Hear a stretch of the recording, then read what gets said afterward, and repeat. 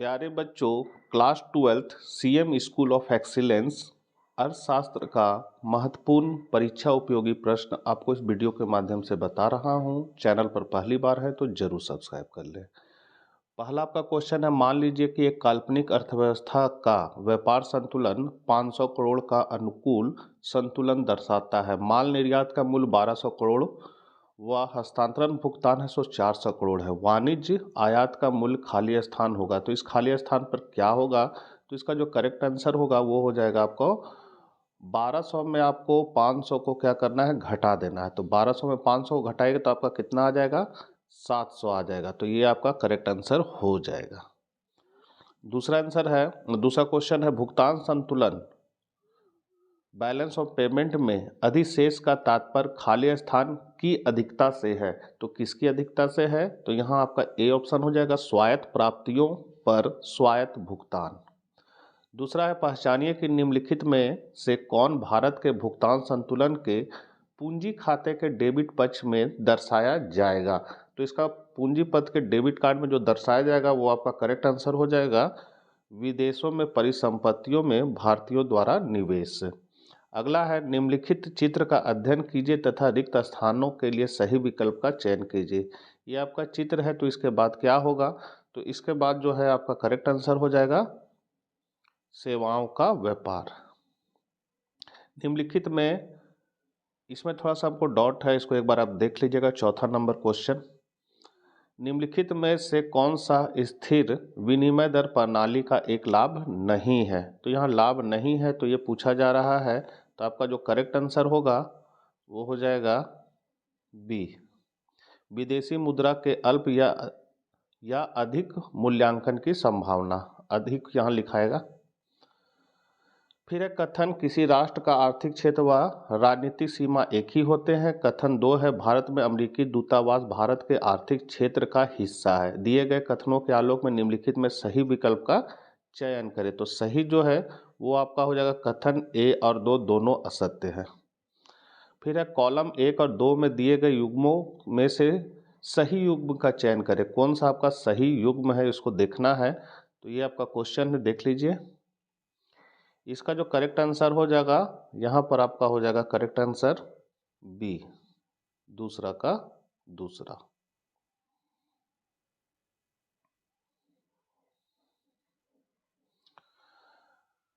अभिकथन ए, प्रतिकूल व्यापार संतुलन की स्थिति में एक राष्ट्र का चालू खाता अधिशेष में हो सकता है।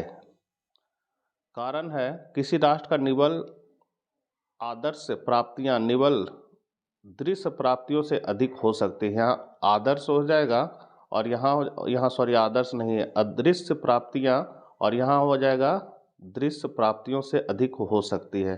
तो इसका जो करेक्ट आंसर हो जाएगा वो आपका हो जाएगा ए ऑप्शन।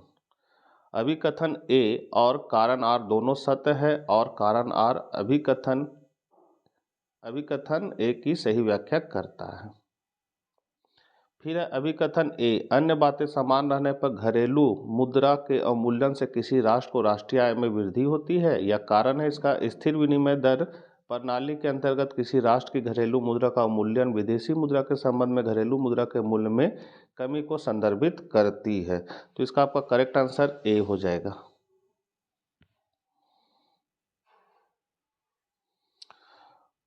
भारतीय अर्थव्यवस्था में निम्नलिखित में कौन विदेशी मुद्रा को मांग का स्रोत नहीं है? विदेशी मुद्रा की मांग का स्रोत नहीं है।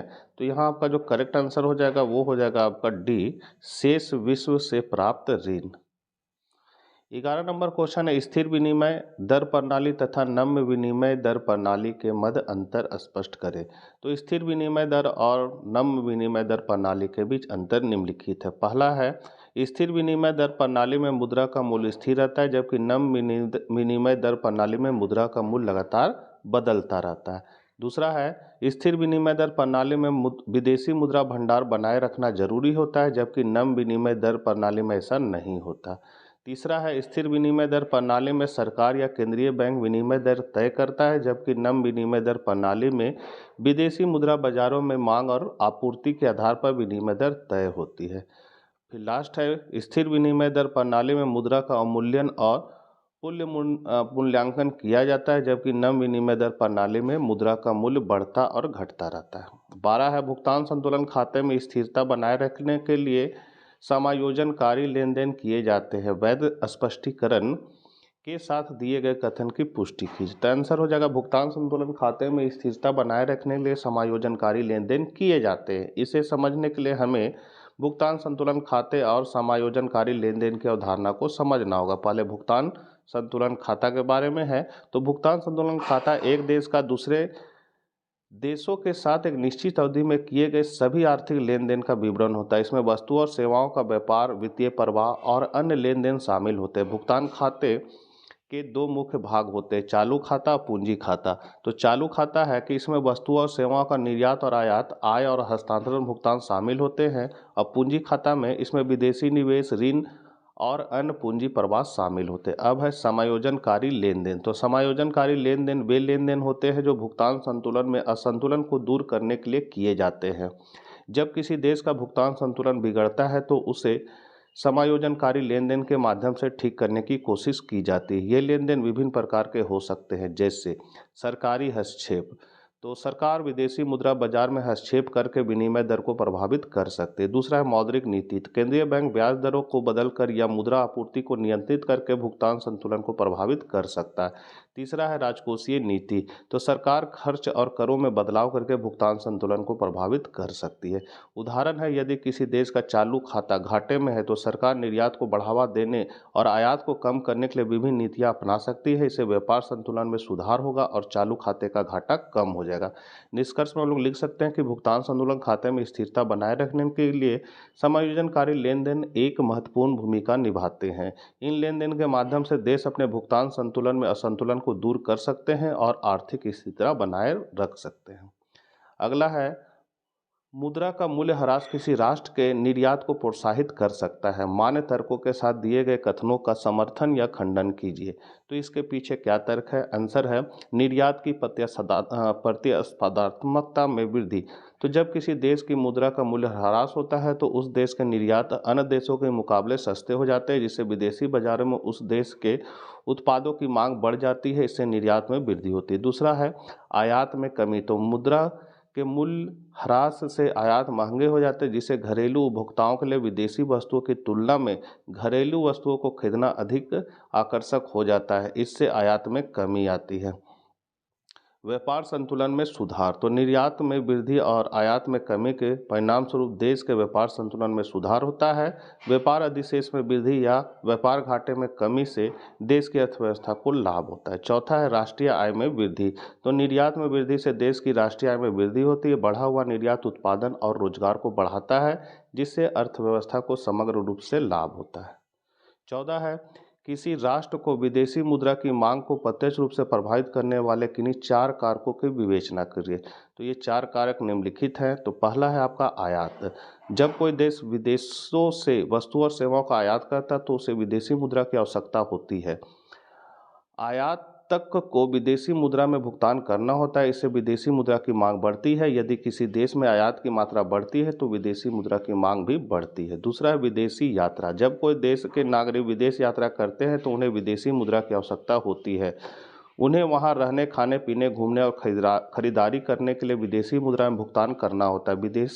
विदेश यात्रा में जाने वाले पर्यटकों की संख्या बढ़ने से विदेशी मुद्रा की मांग भी बढ़ती है। फिर है विदेशी निवेश। जब कोई देश दूसरे देश में निवेश करता है तो उसे विदेशी मुद्रा की आवश्यकता होती है। विदेशी निवेश में शेयर, बॉन्ड, रियल एस्टेट आदि में निवेश शामिल हो सकती है। विदेशी निवेश की मात्रा बढ़ने से विदेशी मुद्रा की मांग भी बढ़ती है। फिर है विदेशी ऋण।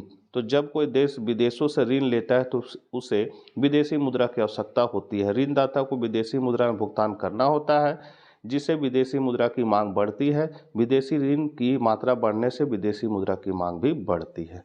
15 है नम फ्लेक्सिबल विनिमय दर प्रणाली के अंतर्गत केंद्रीय बैंक विदेशी मुद्रा बाजार में हस्तक्षेप नहीं करता। इस कथन की व्याख्या करें। तो नम विनिमय दर प्रणाली, जिसे तैरती विनिमय दर प्रणाली भी कहा जाता है, एक ऐसी प्रणाली है जिसमें किसी देश की मुद्रा का मूल्य बाजार की शक्तियों यानी मुद्रा की मांग और आपूर्ति द्वारा निर्धारित किया जाता है। इस प्रणाली में सरकार या केंद्रीय बैंक विनिमय दर को नियंत्रित करने के लिए कोई हस्तक्षेप नहीं करते हैं। 16 है, एक अर्थव्यवस्था संतुलन में है, निम्नलिखित आंकड़ों द्वारा सीमांत बचत प्रवृत्ति की गणना करें। तो यहाँ राष्ट्रीय आय आपका दिया हुआ है कितना, 4,400, स्वायत्त उपभोग दिया है 1,000 और निवेश व्यय दिया हुआ है 100। इसका हो जाएगा, संतुलन के लिए फॉर्मूला होता है कुल मांग AD और कुल पूर्ति AS बराबर होती है। ठीक है, तो AD का जो फॉर्मूला होता है वो होता है C प्लस I, जहाँ C है उपभोग व्यय और I हो गया आपका निवेश व्यय। कुल आपूर्ति मतलब AS जो होता है वो होता है राष्ट्रीय आय के बराबर होता है। ऐसे इसका फॉर्मूला होता है C प्लस S, इसका फॉर्मूला होता है C प्लस S बराबर Y भी हम लोग लिख सकते हैं, इसलिए यहाँ शॉर्ट में Y लिखा गया। अब है उपभोग व्यय जो होता है वो C, वो होता है स्वायत्त उपभोग और प्रेरित निवेश का जोड़ होता है। ठीक है, स्वायत्त उपभोग को हम लोग C कह सकते हैं और प्रेरित उपभोग को I मान सकते हैं। और प्रेरित उपभोग जो होता है वो आपका फॉर्मूला होता है 1 माइनस MPS इंटू वाई होता है। अब संतुलन हम लोग करेंगे तो AD बराबर AS करेंगे, तो AD का मान कितना था C प्लस I, जो यहाँ आप लोग ऊपर में देख सकते हैं। जैसे यहाँ पर जो AD है और AS का मान आपको रखना है, तो AD का मान कहाँ है, ऊपर में बताए थे, यहाँ पर है, यहाँ पर ये आप मान देख सकते हैं। AD बराबर क्या होता है C प्लस I और AS बराबर क्या है Y है, तो ये मान को यहाँ हम लोग बैठा देंगे। तो यहाँ बैठा दिए C प्लस I बराबर Y। अब जो C का मान है वो क्या होता है, तो C होता है C बराबर होता है C प्लस I। ये हो गया स्वायत्त उपभोग। तो स्वायत्त उपभोग जो है उसका फॉर्मूला होता है C प्लस I और C जो है वो C का C लिख दिए और I का मान यहाँ दिया हुआ था 1 माइनस MPS, यहाँ आप लोग देख सकते हैं। C का मान देखिए होता है C प्लस I और I का जो मान होता है वो क्या होता है 1 माइनस MPS इंटू वाई होता है। तो यही मान को यहाँ बैठा दिया गया है, यहाँ पर बैठा दिए और इधर y है आपका, y लिखा गया। अब सभी मान को पदस्थापित करेंगे तो C हो गया आपका, यहाँ दिया हुआ है उपभोग कितना दिया हुआ है, तो यहाँ आप देख सकते हैं स्वायत्त उपभोग आपका दिया 1,000, राष्ट्रीय आय दिया है 4,400 और निवेश दिया है 100। इस मान को यहाँ हम लोग बैठा देंगे, यहाँ पर बैठा दिए सब, इसमें देख के बैठा दिए। अब क्या करेंगे, ये इसको और ये वाला 100 को जोड़ देंगे, तो आपका इतना हो गया 1,100 हो गया। उसके बाद इसको जो है ये वाला इसको इससे गुना कर देंगे, तो 1 से गुना होगा तो इतना हो गया और ये इससे गुना होगा तो ये लिखा जाएगा और इधर बराबर के इधर ये बच गया। अब हम लोग इसको उठा के इधर ले आएंगे, ये क्या बोलते हैं, ये और ये क्या हुआ आपका जुट गया, तो ये हो गया, फिर ये जस का तस रहा और ये लिखा गया। ठीक है, अब इसको हम लोग इसको उठा के इधर ले आएंगे और इसको हम लोग इधर कर देंगे। इसके बाद यहाँ से MPS को कॉमन ले लेंगे और MPS का मान निकालेंगे, इसको इसमें भागा देंगे तो 0.25 आ जाएगा। बच्चों वीडियो लंबा हो जा रहा है इसलिए थोड़ा शॉर्टकट में जा रहे हैं, इसको आप लोग देख लीजिए, कैलकुलेशन है। तो आपका सीमांत उपभोग प्रवृत्ति का जो मान हो जाएगा 0.25 आ जाएगा। अगला क्वेश्चन है, यदि आय का वितरण असमान हो तो सकल घरेलू उत्पाद, यहाँ उत्पाद हो जाएगा GDP, कल्याण के सूचक के रूप में अपना महत्व खो देता है, दिए गए कथन की मान्य कारण द्वारा पुष्टि करें। तो GDP किसी देश में एक निश्चित अवधि में उत्पादित सभी वस्तुओं सेवाओं का कुल मूल्य है। इसे देश की आर्थिक प्रगति का एक महत्वपूर्ण मापदंड माना जाता है। हालांकि GDP केवल आर्थिक उत्पादन को मापता है या देश के नागरिकों के कल्याण को नहीं मापता है। तो आय वितरण की असमानता, यदि किसी देश में आय का वितरण असमान है तो इसका मतलब है कि कुछ लोगों के पास बहुत अधिक आय है जबकि कुछ लोगों के पास बहुत कम आय है। ऐसी स्थिति में GDP में वृद्धि का मतलब यह नहीं है कि देश के सभी नागरिकों का कल्याण बढ़ रहा है। इसका कारण हम लोग दे सकते हैं जीवन स्तर में अंतर। तो असमान आय वितरण वाले देशों में गरीब लोगों का जीवन स्तर अमीर लोगों की तुलना में बहुत कम होता है। उनके पास अच्छी शिक्षा, स्वास्थ्य सेवा और अन्य बुनियादी सुविधाएं नहीं होती, इसलिए भले ही GDP बढ़ रहा हो, गरीब लोगों के जीवन स्तर में सुधार नहीं होता है। दूसरा है सामाजिक अशांति। तो असमान आय वितरण से समाज में असंतोष और अशांति बढ़ सकती है। गरीब लोग महसूस कर सकते हैं कि उनके साथ अन्याय हो रहा है, इससे सामाजिक तनाव पैदा हो सकती है। फिर है कल्याण में कमी। यदि आय का वितरण असमान है तो देश के अधिकांश नागरिकों का कल्याण कम हो सकता है। भले ही जीडीपी बढ़ रहा हो। 17 का ए नंबर क्वेश्चन है, औपनिवेशिक काल के दौरान व्यावसायिक संरचना में असंतुलन गतिविधियां दिखाई दी, क्या आप इस कथन से सहमत है? वैध तर्कों के साथ अपने उत्तर की पुष्टि करें। तो इसका कारण है कि ब्रिटिश साम्राज्य के हितों को प्राथमिकता।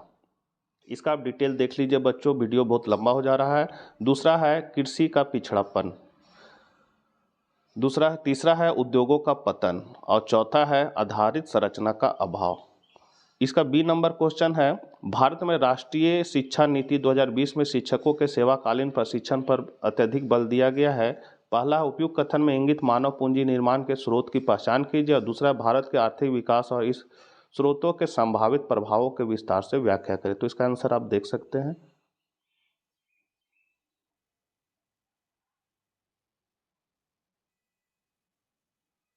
आशा करते हैं वीडियो आपके लिए उपयोगी साबित होगा। तो मिलते हैं नेक्स्ट वीडियो साथ, तब तक आज्ञा दीजिए। जय हिंद, जय भारत।